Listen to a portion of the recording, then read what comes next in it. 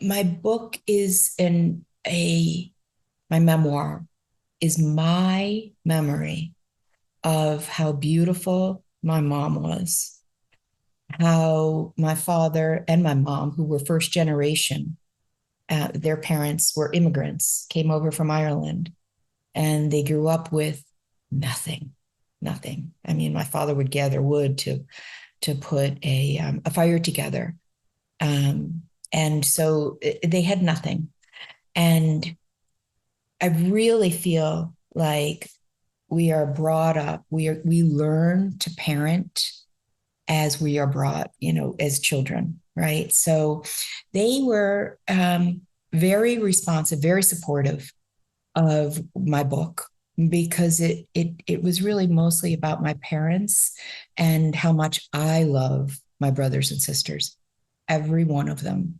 And that part of our lives together was very, very meaningful. And people come into your life and they support you and you're with them. And then we journey through. But they were very, very responsive. They knew how hard it was on me. And they also know very much how I felt not equipped. But I did it. The middle child, I stepped up.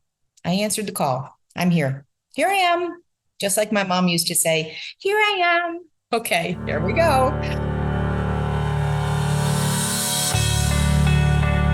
Welcome to the All's Authors podcast. We're so glad you found us. We're the global community of authors writing about Alzheimer's and dementia from personal experience to light the way for others. I'm Mary Ann Shuko, a registered nurse, author, and dementia daughter. And I'm Christy Byrne-Yates, a licensed educational psychologist, dementia daughter, OWL's author, and coach focused on the sandwich generation. Please join us for bi-weekly episodes with our authors as we talk about their dementia journeys, sharing intimate details and painfully obtained knowledge to help others currently on that path. We hope these stories offer you comfort and support as we strive to break the silence and stigma surrounding a dementia diagnosis. May one of our authors speak to your experience. This is the Whole Care Network.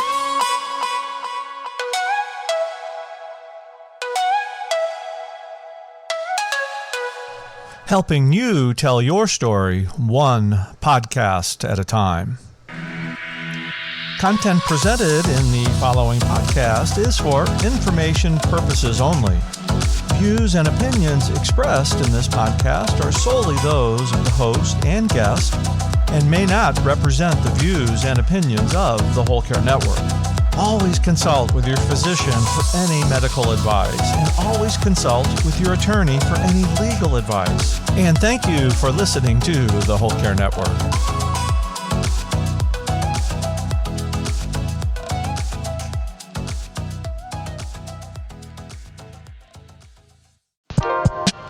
Hi, I'm Vicki of All's Authors. If you're a caregiver looking for support on your dementia journey, please visit our website at allsauthors.com. You'll find hundreds of resources written by caregivers and professionals in Alzheimer's and dementia care to offer you knowledge, comfort, and guidance in an easily accessible format. That's allsauthors.com. Remember, you are not alone.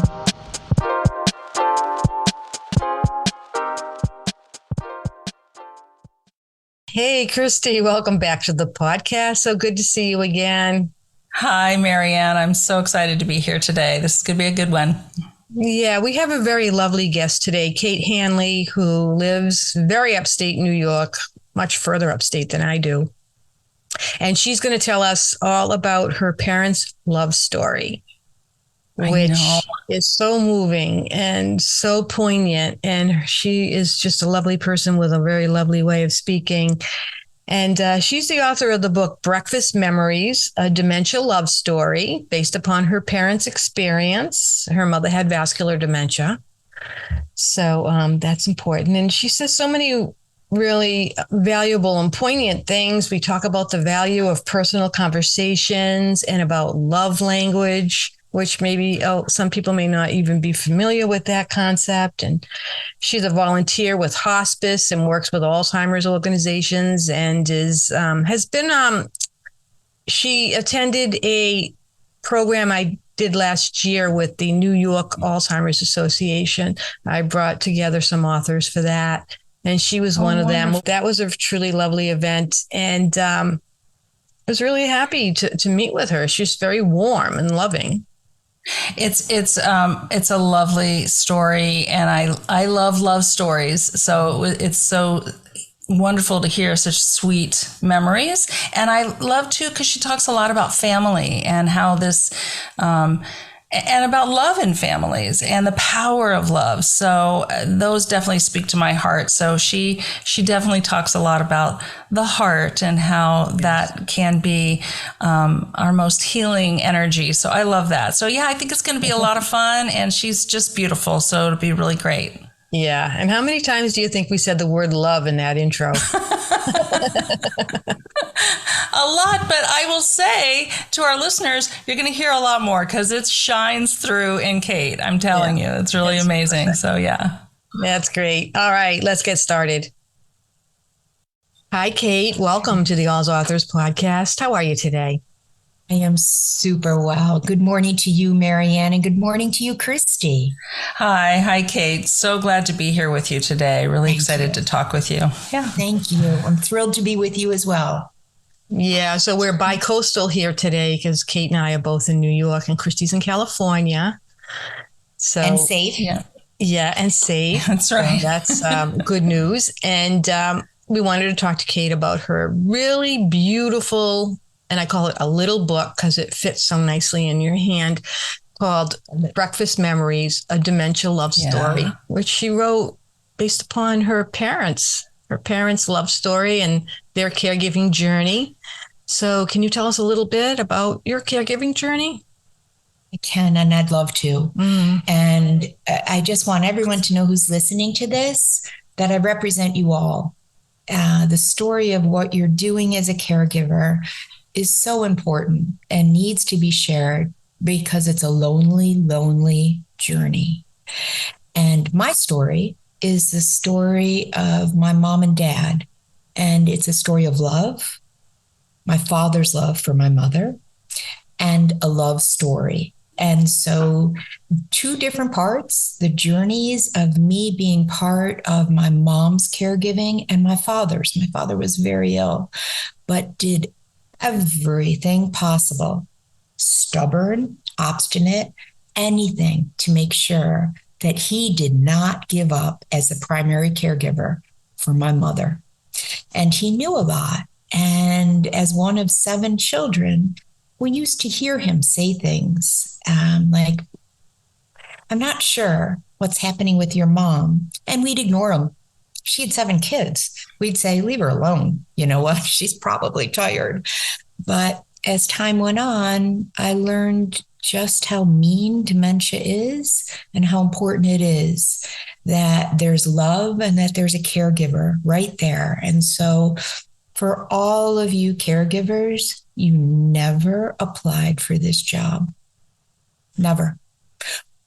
But you were hired the day you were born. I firmly believe that. So that's the story of my, the overall story, and the power of love and the power of memories that are not stored in the mind, but are stored in the soul.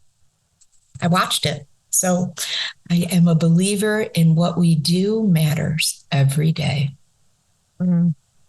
That's so beautiful. Can you tell us a little bit about what you saw? You said you watched the love story. I sure can.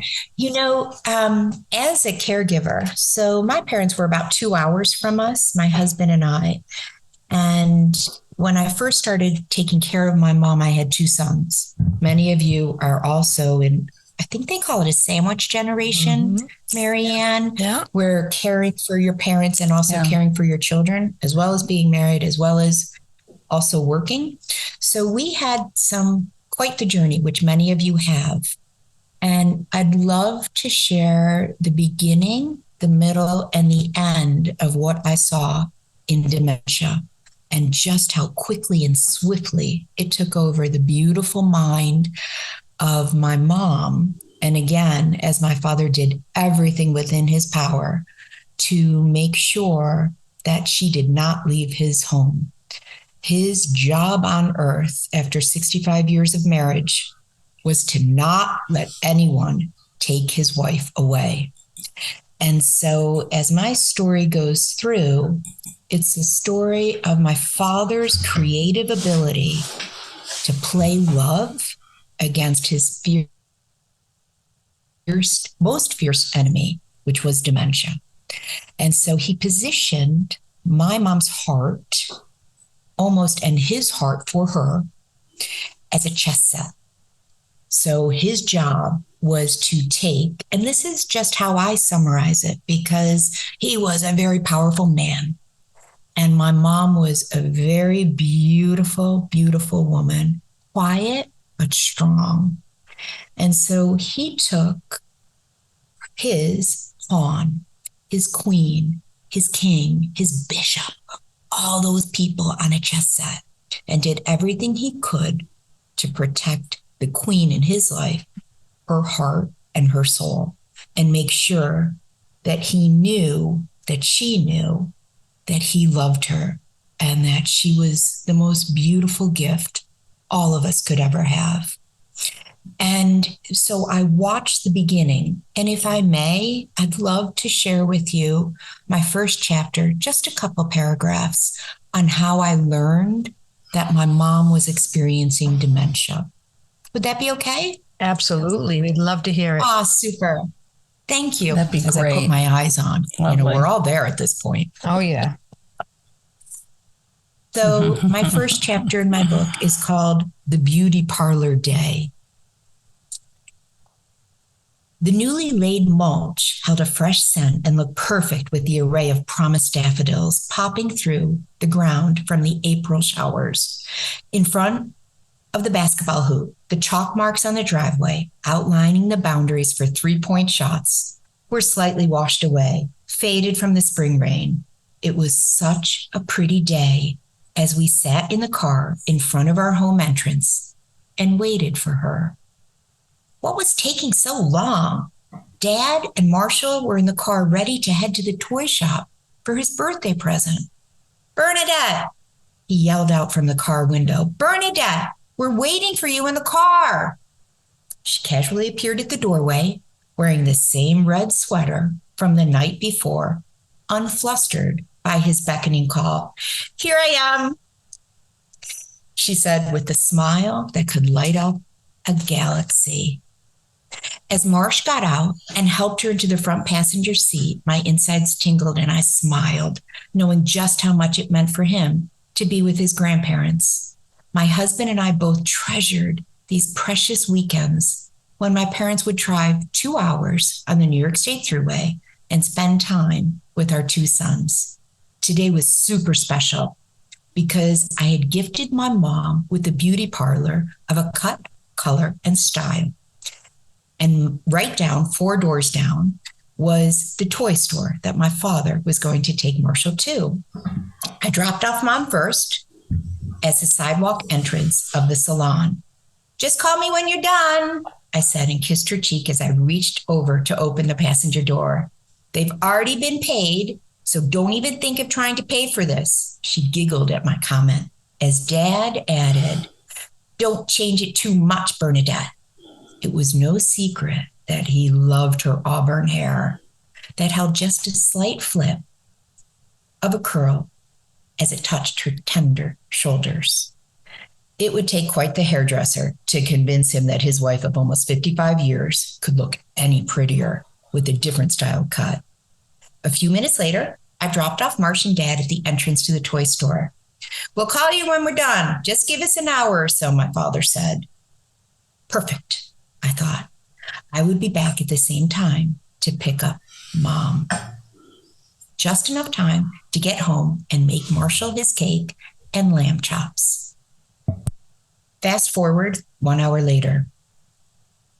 A quick flutter of anxiety shot through me as I grabbed a towel to wipe away the hands from the garlic press to answer the call. Dad, you okay? Please come get us now, his voice pleading with a sense of despair. Marsh and I just found your mother walking around the plaza. She never went to the salon. She said she forgot where she was. Please come get us now. I slid the roasting pan toward the back of the counter, turned off the oven, grabbed the keys, and I did exactly what he asked. The red traffic lights couldn't turn green fast enough. I hope she's okay, I thought, as the sound of my dad's nervous voice from his call to me last month echoed in my mind with his concern. Something is wrong with your mother. So that's how my story starts. And it starts with me listening to a man, a husband, not my dad, but hearing something is wrong. Okay, let's explore this together. And my journey that you're all going through, the beginning of recognizing someone is lost, someone can't find their words. This is different than aging. All 7 of us assumed that my mom was just aging. She wasn't. She needed care. We took her to the geriatric psychologist. We took her everywhere. There was no medicine.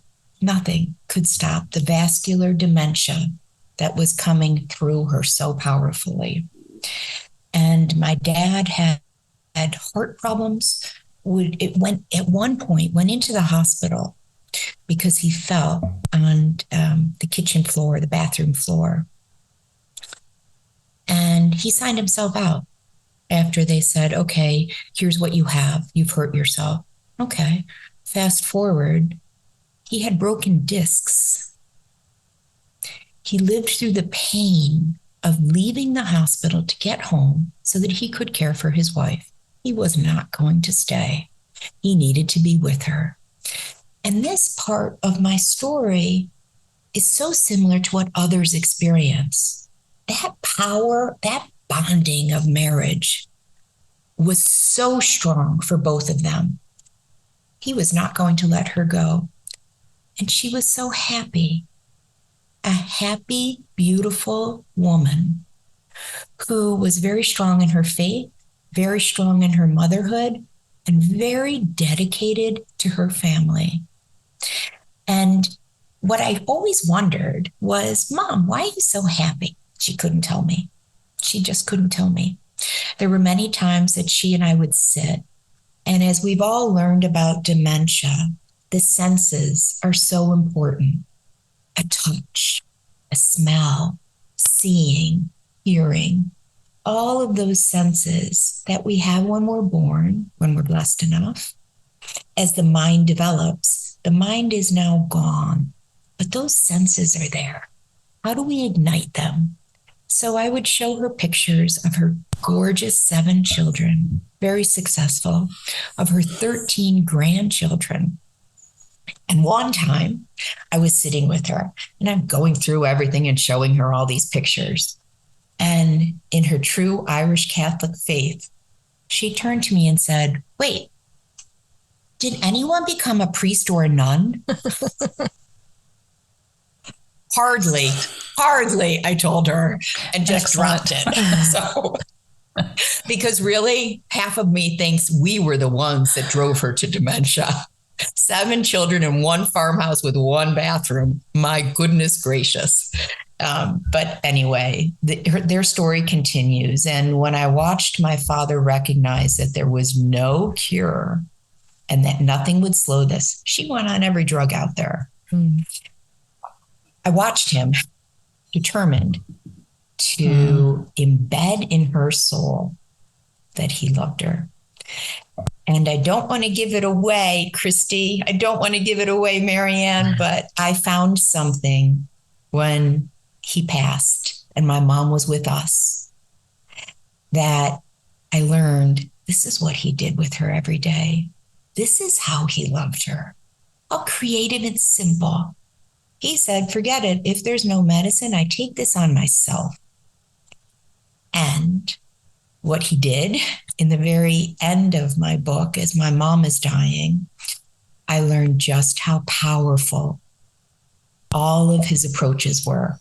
And this one in particular, he won. He beat dementia. He beat it. I'm so proud of him. And I had to share this story. I had to, because I learned that what we do every day and the power of our messaging, I can still cry. The power of our messaging is really important. I also learned, though, that through this whole thing, I made choices, as well as my siblings, that were not right. We should have never sent a text to each other. This is what's happening. We should have never sent an email. We should have picked up the phone and talked to each other. We should have not sent messages. I was exhausted. I was taking care of my children. I was taking care of my husband. I was working. I was exhausted. I was not equipped as a caregiver. But you know what? I was, because I did the best I could and I showed up. And my family is now together and my boys learned so much. And so did my husband. And so did I, about the power of love. Can I read one more chapter to you? Sure. Super. This is toward the end, when my mom was dying and had already discovered the secrets that my father left her. It was a Saturday afternoon, and I had just finished positioning a dose of morphine in the left back pocket of her cheek. Hospice was with us, and hospice who I love, hospice who does the work of angels. The cell phone rang, and it was my brother James. I held up the phone to her ear as we heard our beautiful brother tell her that he loved her and that he and his wife, whom she adored, were healthy and happy. He could not get to us in time. Hospice had told us that she was ready to pass. He talked to her for some time about his daughter's activities with Irish step dancing and A+ grades and outstanding soccer stories of her grandson. He told her that his family loved her dearly and that it was time for her to go to Dad. As I held the phone to her ear, the woman, who had not spoken in days, surged through dementia's stronghold and resurfaced as our mom. "I love you, Jamesy," she said. She was his mom, and she let him know that she remembered her role in his life. I held her weakened body in my arms and thanked her for the moment of joy she had just given all of us, especially my brother James. Those were her last words. "I love you, Jamesy." Words spoken from her memory, a memory that was safely stored in the soul of a mother. Scoreboard. Mom and her 7 children, 1. Dementia, 0. Way to go, Dad. Watching this, you're all caregivers. You know that things surge through. You're doing the right thing. That's an incredible story. Thank you. That's beautiful. Yeah. Really, Thank that's you beautiful. very much. I do love, it took me probably 4 years to write this. I would sit in front of my fireplace and cry when you become so intimate. Our moms were intimate with us when we were little. And at the end, I couldn't have loved her more. Mm-hmm. I still cry when I think about how much I miss her. But I do know she was happy, and I do know why. She had been loved all of her life. And as kids, we never saw it.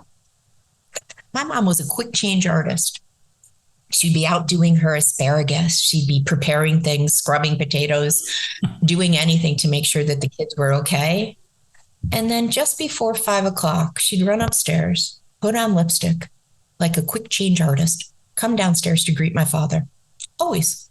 We never thought. We would just be, wow, what is she doing up there? Why is she putting on lipstick for my dad, right? They had a love story. We all do when we're blessed. That's so beautiful. And I love that that last bit with her talking to your brother. I mean, so touching. And that you were all there and you could be with her. You also said something that I think was so important. We're so used to these methods of just like email or text or whatever, and yet sometimes we need to actually have conversations. And if not in person, then we still have phones and we can actually talk. And there's so much more we can say and be able to process when we do that. So I think that's a really interesting bit you brought up there about let's not just text and let's get it all to, we got to get to it. And that's really important. I mean, caregiving is, you're talking about this. Caregiving is so hard, and you're right. We didn't sign up for it, but here we are. Hired. And the other thing is realizing that what we actually do, the tasks that we are asked to do, are describing things we do, but the caregiving is just anything we're offering. It could be, your brother James couldn't be there at the very moment of her dying, but he was a caregiver too. He gave care in his way. And so sometimes people don't recognize that they are caregivers because they think, well, my sister's handling everything or my brother's handling everything, but we're all caring on some level, whatever we can do. So it is important. It is. It's recognizing all of that. It's recognizing that you open up your heart as a caregiver, and that's what's exposed. And that's why it's so emotional. It's the heart that tears at you, not the mind, not, oh my gosh, I'm so exhausted. Of course you're exhausted as a caregiver. It's endless because this is someone you love. And when you love, nothing is good enough. Nothing. Not the soup, not the ice cream. Nothing is good enough for someone that you love. And so it's exhausting. And that's the part of your heart. That's what caregivers do. Every one of us out there. And, now they're saying that it's the majority are family members and that especially through COVID, my mom passed in 2013. My dad passed in 2010. And so, COVID really changed everything as well, how it just tormented those caregivers. It's hard to do. So doctors are wonderful. Doctors don't know my mom. I took my mom in through 3 different places, all within a mile of my home, so that she could have social activity instead of just sitting as my boys were in school and things like that. And, the first one was wonderful, assisted living. And the second one was nursing, long-term nursing care. And that wasn't her. She needed to be social. Her mind was gone, but her body was beautiful. She was able to do things. And I'd walk in and they'd say, your mom's watching TV. Really? My mom didn't watch TV. My mom did not watch TV. She loved Lucille Ball, but she did not watch TV. And then I got her into a memory care center where everyone was okay. They actually were socialized, but her favorite thing really was looking at my boys, listening to the phone calls from my brother, and listening to my sister, Mary Margaret, come up and just walk around with me and take her everywhere we could, everywhere. Yeah. Finding the right place is also really important. And it could be anything, and it's different for every family. So yeah, it's good that you also discovered that, that you were able to recognize what worked for her. And what I learned, again, that the communication, the voice that we have, there's a reason for it.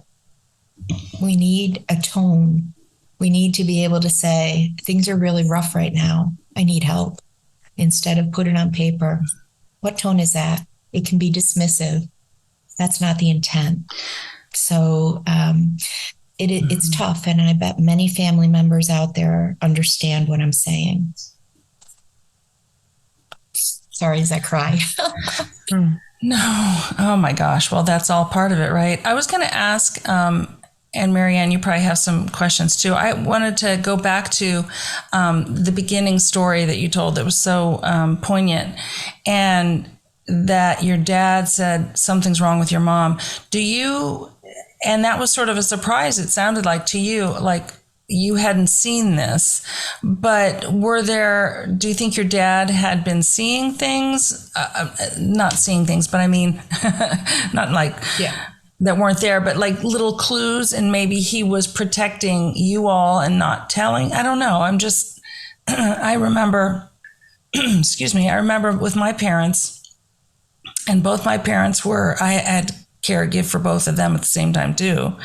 And, other people were telling me something's up with my mom, and I didn't see it. I was in denial also, like, oh no, it was this.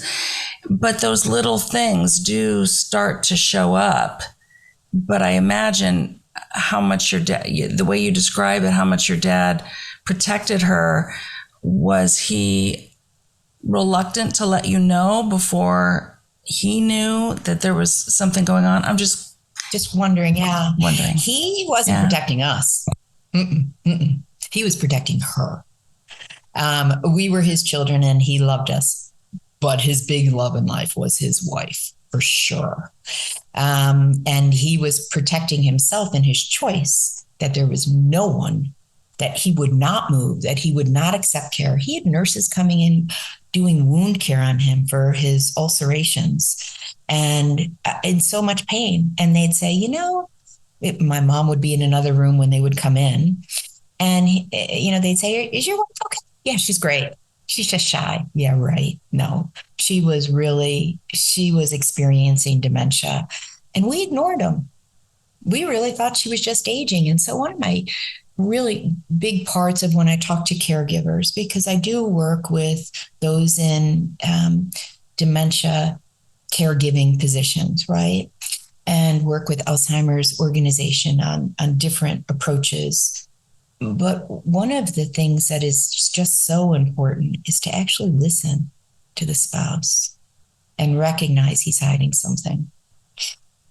We just thought it was aging, and there's a huge difference between aging and dementia. And I think we all have to learn that firsthand, because we just thought she was aging.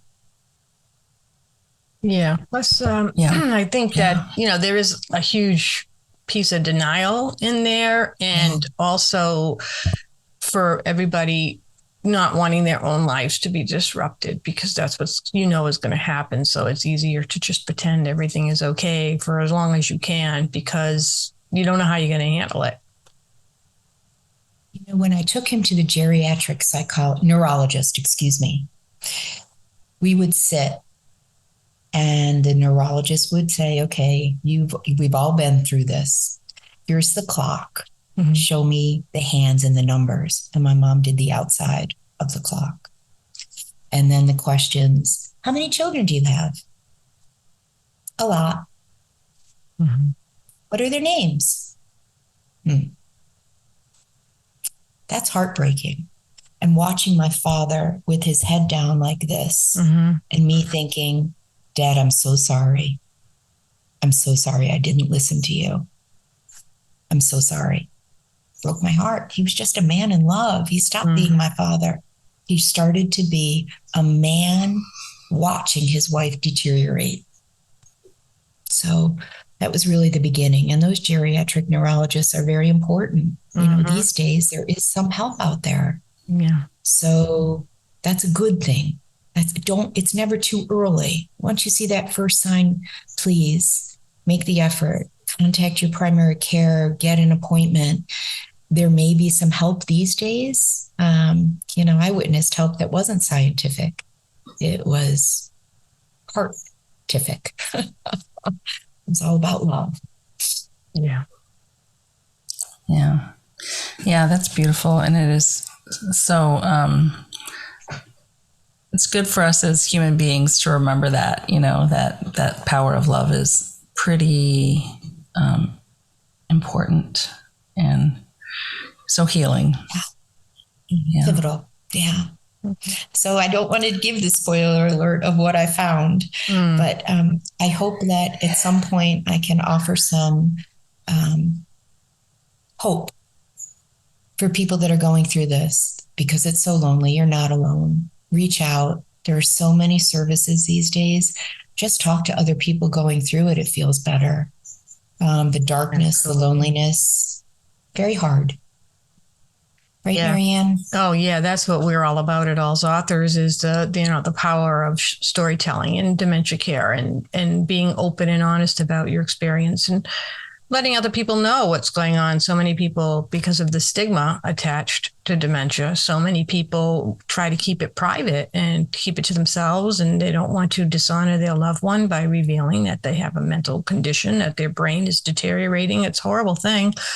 But then at the same time, they're left to bear all of that angst and stress by themselves. And we find that when people do say, I'm caring for my mom, she has Alzheimer's, or my dad has dementia, the person they're speaking to, they're going to be familiar with that, sadly. But everybody, so many families are affected. And then they'll say, I went through that with my parents or my mother-in-law or my grandmother.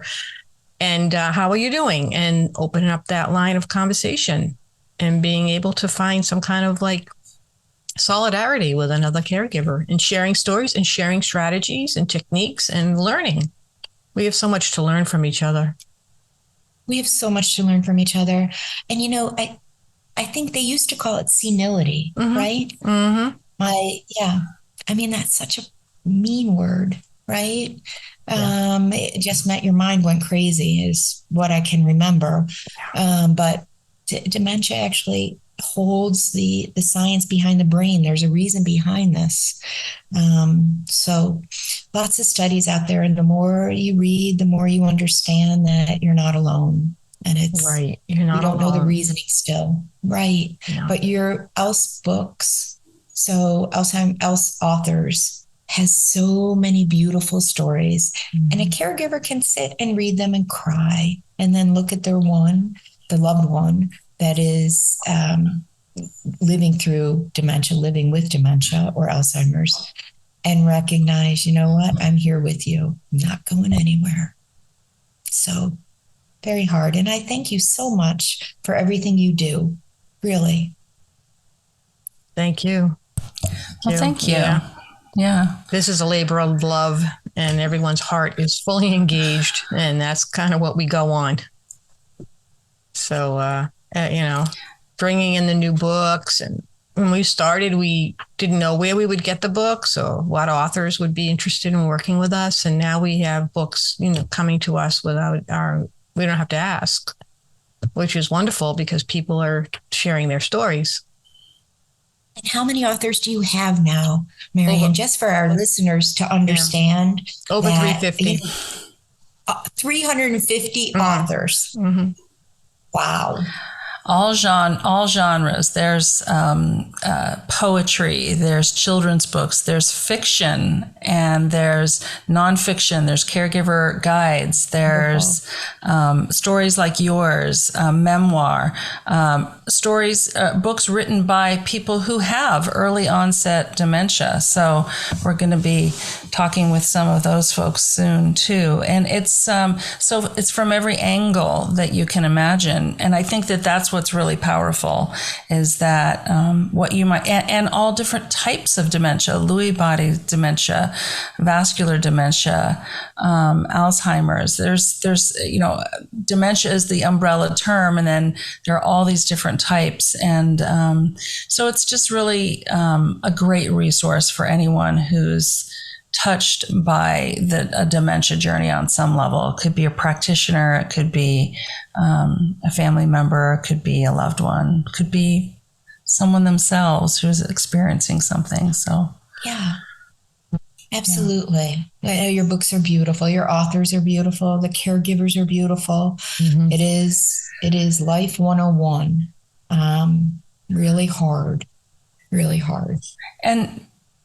And your story is wonderful too, because so many of us are caring for aging loved ones, and they're usually our parents. And so we have books written by spouses who've lost a beloved spouse to dementia. But there's so many of us that are experiencing this with an older person, because that's typically, but that's not the whole story. It's lots of people. So I love that this is about also you discovering more about your mom and dad and who they were, and what a gift to find out how much your dad loved your mom, and the things he did, and the little gifts he left her, or gifts, secrets.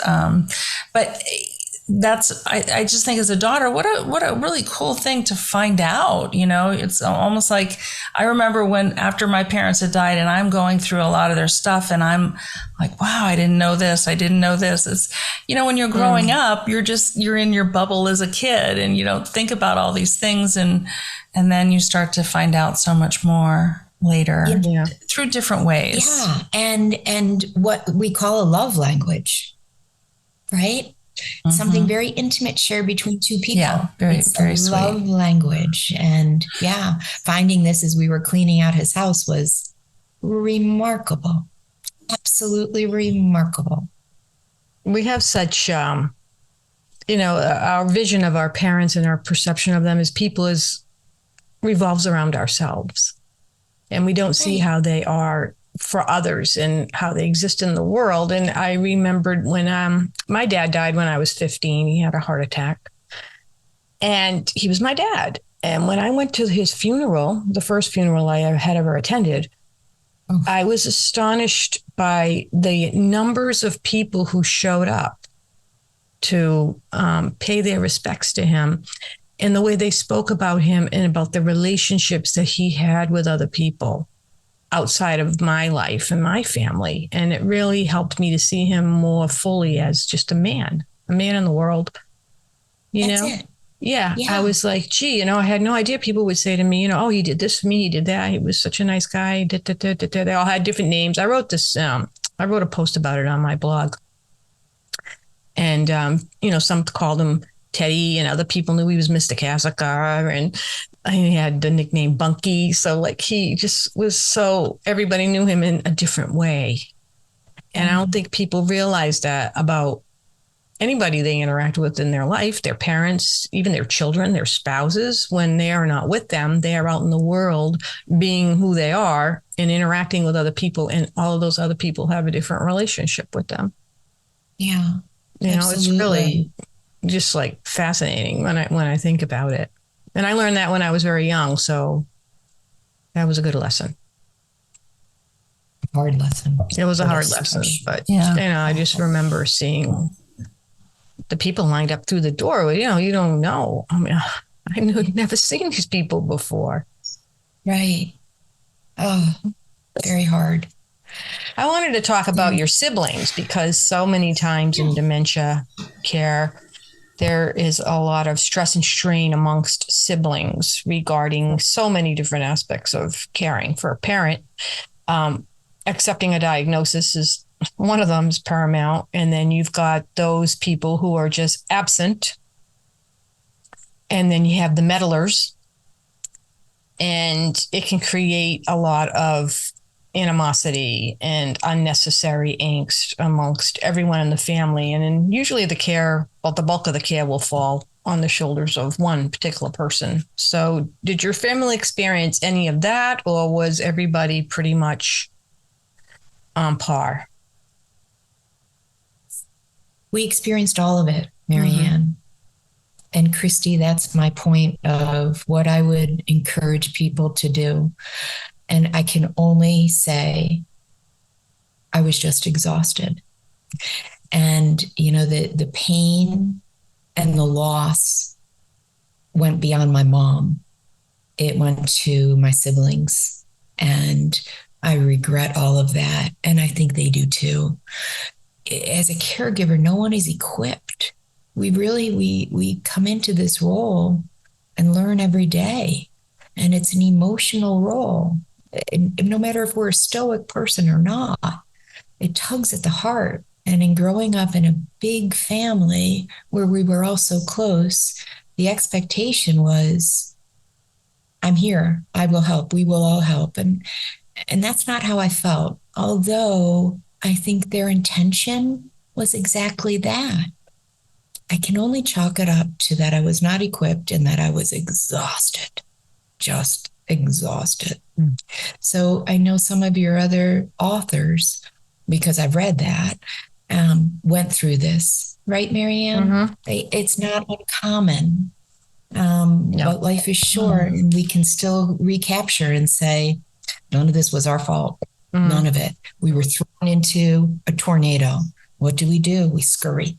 We do everything we can to just get through it. And I think that many families experience that. Yeah, we try to protect ourselves. Yeah, survival. Right. And it goes back to the whole concept of the relationships, because every child has a different relationship with the parent. And they can tell the same story, and it's different about a shared experience. Everybody was there, and yet everybody will see it in a different way and argue about it and be envious of somebody. I mean, there's all of that, the sibling rivalry. Everybody thinks their life is more important, or, what they're doing is more challenging, and having to deal with all of that on top of the diagnosis, it can bring out the worst in people. There's nothing like counseling. There's nothing like being able to share, this is what happened to me, the loss beyond my mom, and actually having very good counseling that I so believe in. It is, we have to talk this through, and it's powerful. And I hope that everyone, hospice offers counseling, after a parent dies, and will, in my case, stayed with me for probably 3 or 4 years. And just really helped me. And my family was very supportive of that. My boys and my husband, talk this through, because they know me, and they know that loss in any way at all is difficult. So I firmly believe in hospice and those support services, Marianne and Christy, that you're familiar with, that, allow you for children as well, grandchildren as well. To talk through what happened and how does that feel, and what did you experience your mom doing, and were you worried about her? Is your protection right now more about her than your own feelings? So many thoughts, many thoughts. So I had a couple questions about the sibling thing too. You have a big family, and where were you in the lineup? Are you ready? Number one was my first question. Are you ready? Yeah. You probably know the answer to this. The middle. 3 older, 3 younger. I was the one in between. Okay. And then how did your siblings receive the book? How do they feel about what you were writing, and how have they felt about what you're sharing? My book is my memoir is my memory of how beautiful my mom was. How my father and my mom, who were first generation, their parents were immigrants, came over from Ireland, and they grew up with nothing. I mean, my father would gather wood to put a fire together. And so they had nothing.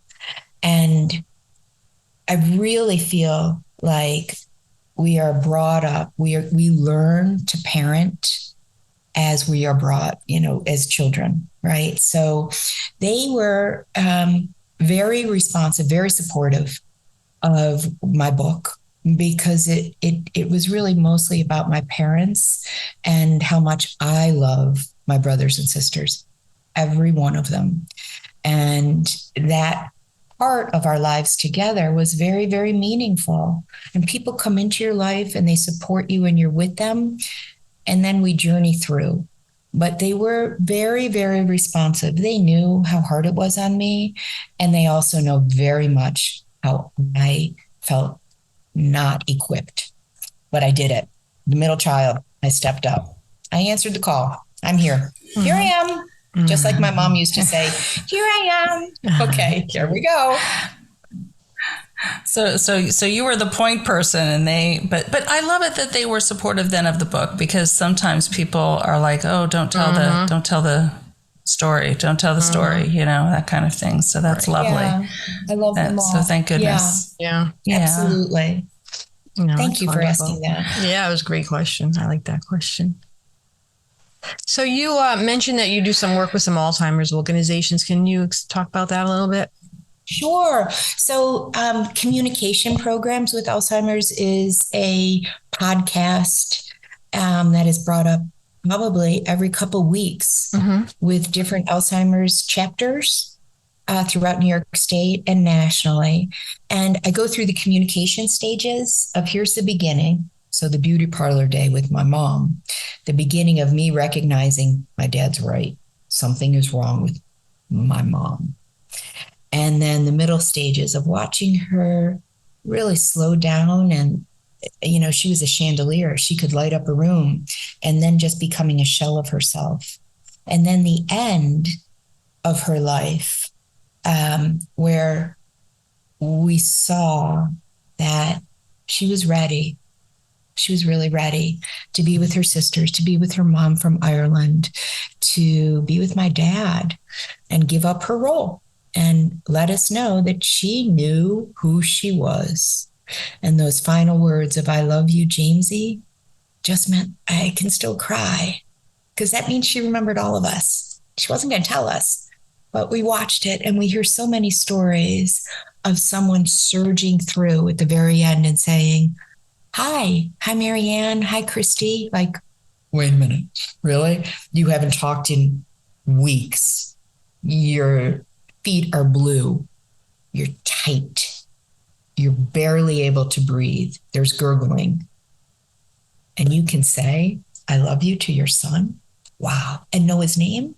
Wow. I'm a believer. On the phone. She knew his voice. I'm a believer. Yeah.